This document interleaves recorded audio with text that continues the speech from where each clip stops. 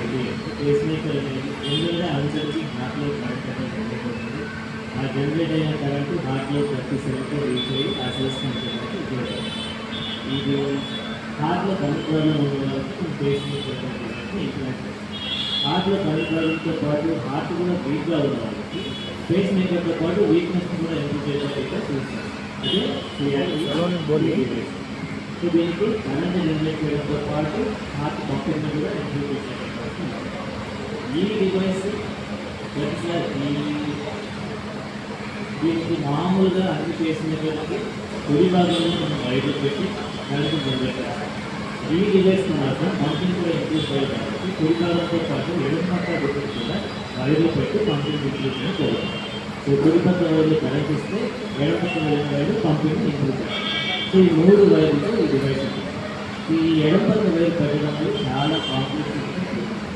So ఈ సిఆర్టీలో మనం ఈ యాంట్రీ అనే డివైస్ ఏంటి ఇంత కాంప్లెక్సిటీ లేకుండా చాలా సింపుల్గా కుడి పక్కే వైర్ పెట్టి ఎడమ పక్క భాగం లిఫ్ట్ చేసే టెక్నాలజీ యూస్ చేస్తాం.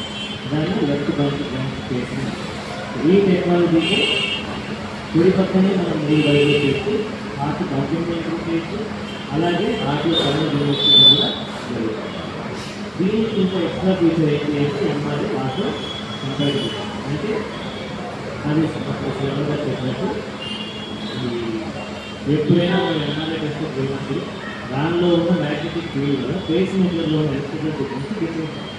సో ఎలక్ట్రికల్ సిగ్నల్స్ డిస్టర్బ్ అవ్వకుండా మోడ్ చేంజ్ చేసుకుంటాం. దీనికి ఎవరైనా పేస్ మేకర్ సంబంధించిన వాళ్ళకి ఎప్పుడైనా ఎమర్జెన్సీస్లో జరిగినప్పుడు ఆ టైంకి మనం అవైలబుల్ చేసిస్తాం. లేదా వాళ్ళు దీనికోసం ఎంఆర్ఐ డిలే చేయడం దీంట్లో ఉంటే ఆటోమేటిక్ ఫీచర్ వల్ల ఎలాంటి అవసరం లేకుండా వాళ్ళు డైరెక్ట్గా అన్ని ఎంఆర్ఐ టెస్ట్కి వెళ్తారు. సో ఈ 2 అడ్వాంటేజెస్ వల్ల ఈ హాండీ అనే డివైస్ మిగతా సిఆర్టీ డివైస్ కంటే ఎక్కువ సేఫ్ ఉంటుంది.